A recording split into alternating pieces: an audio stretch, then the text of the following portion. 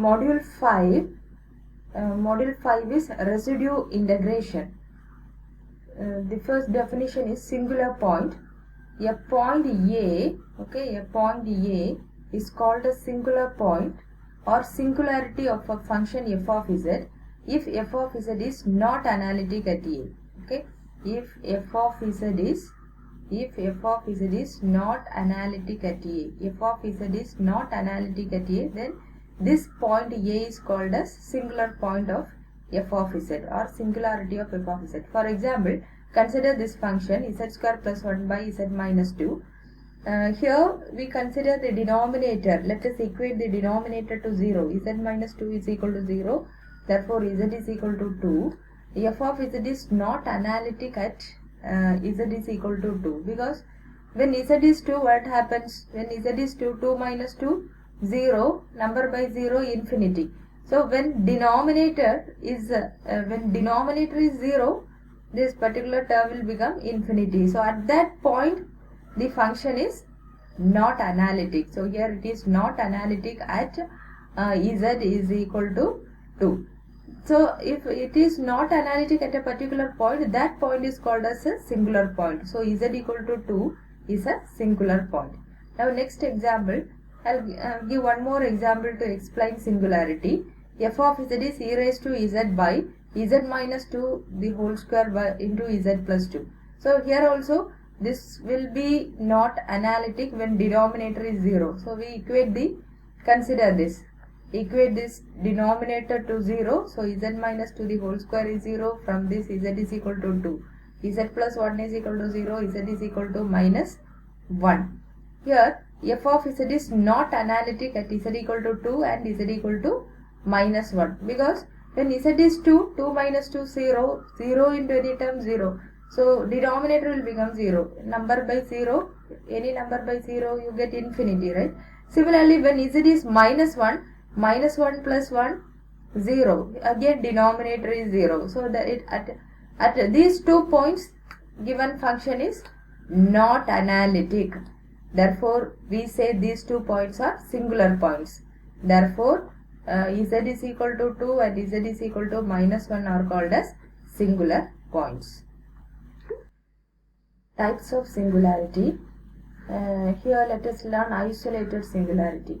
A point A is called isolated singularity if f of z is not analytic at z is equal to A, then there exists or greater than 0 such that f of z is analytic in 0 less than mod z minus A less than R. So, isolated singularity means f of z is not analytic. It is not analytic at z is equal to A. And also the second condition, it is analytic in the neighborhood of, that means if you draw a circle with A as center and R as radius, it is analytic over there. That means f of z is not analytic at the point A, but you can draw a circle with center A and radius R. Okay, we can draw a circle with center A and radius R. So, here modulus z minus A represents this curve, and that means this circle, and here R is the radius. So, inside this circle it is analytic except at this point, except at the point A. So, f of z is not analytic. It is not analytic at the point z is equal to A, but there exists a number R which is greater than 0 such that f of z is analytic in this region. In this region, what do you mean by this? This is a circle with center A and radius R. So, if you draw a circle with center A and radius R, inside the circle less than R means inside the circle it is analytic, but it is not analytic at this point. Now, for example, f of z equal to z square plus 2 by z square into z square plus 1. Consider the denominator and equate it to 0. And here if two terms, product of two terms 0, either z square is 0 or the second term is 0. Z square is 0, then z is equal to 0. Z square plus 1, z square plus 1 is 0, then we say then we say z square equal to minus 1, z is equal to root of minus 1, z equal to plus or minus I. So these are the points where the function is not analytic, okay, but it will be analytic in the neighborhood. So here at z equal to 0 and z is equal to minus 1, minus I and plus I, z is equal to minus I and plus I, the points at these points the function f of z is not analytic, okay. At this point f of z is not analytic. So if it is not analytic, then those points are called as singularities. Here it is isolated singularities because only at this point when z is 0, 0 into this number 0, right? So denominator becomes 0 and number by 0 infinity.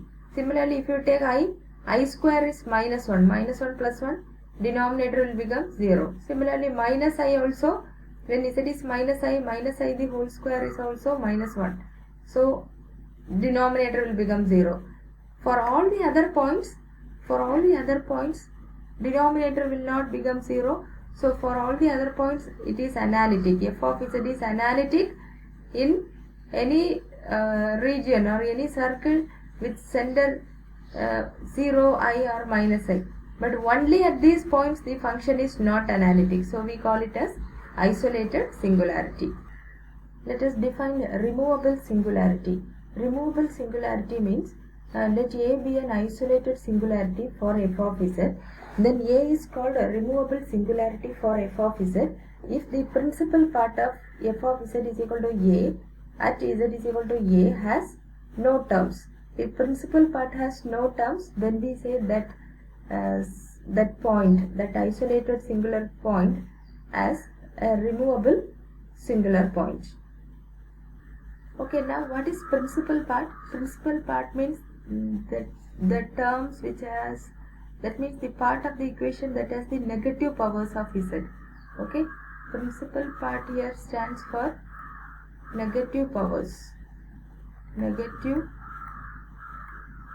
Negative powers of z. For example, here is a example question. F of z is equal to sin z by z. So here we equate the denominator to 0. Z is equal to 0. Therefore, z equal to 0 is the isolated singularity, right? Z is equal to 0 means this particular point at this, when denominator is 0, then this function is not analytic at that point. It becomes infinity, right? Any number by 0 is infinity. So when z is 0, this is not analytic. Function is not analytic. So z equal to 0 is isolated singularity.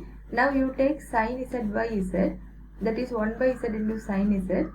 Sin z expansion for sin z is z by 1 factorial minus z cube by 3 factorial plus z power 5 by 5 factorial minus etc.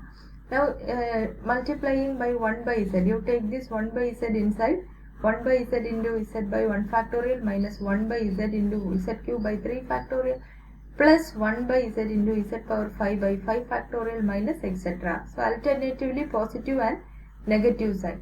Now here these terms will be cancelled, right? So you can eliminate z. So here you are eliminating z square by 3 factorial, here eliminating z power 4 by 5 factorial etc. So in the final step, is there any term with the negative powers of z? There is no z term in the denominator, right? All the, you see z square is in the numerator, z square is z power 4 is in the numerator. There is no z term in the denominators. Hence we say there is no terms in principal part. So principal part means terms with negative powers of z. There is no negative powers of z. There is no terms in the principal part.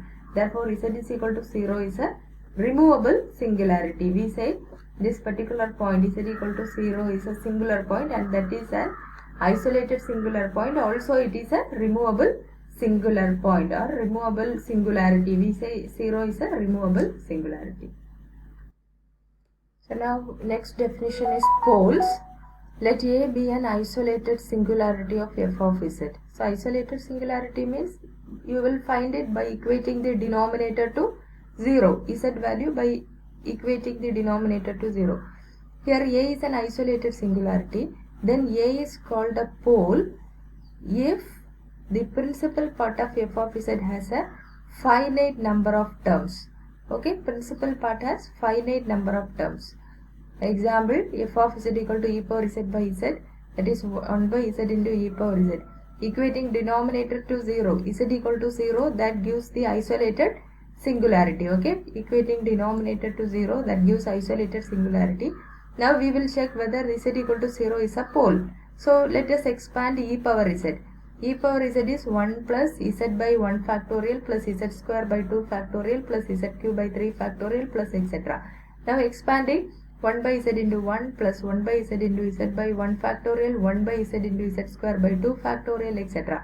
Now here 1 by z plus this z and z will be eliminated. You have 1, z and z square can be cancelled. So z by 2 factorial, then here z square by 3 factorial plus etc.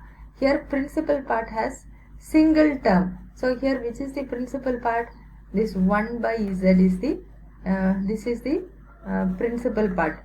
Why do we call it as principal part? Because z is in the denominator. Whenever you have negative, when you take this to the numerator, z power minus 1, right?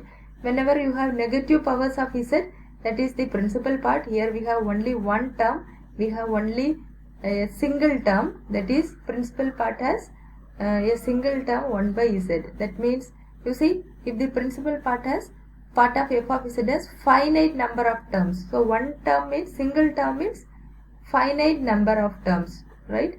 Finite number of terms. Therefore z equal to 0 is called as a pole. Therefore z equal to 0 is called as a pole.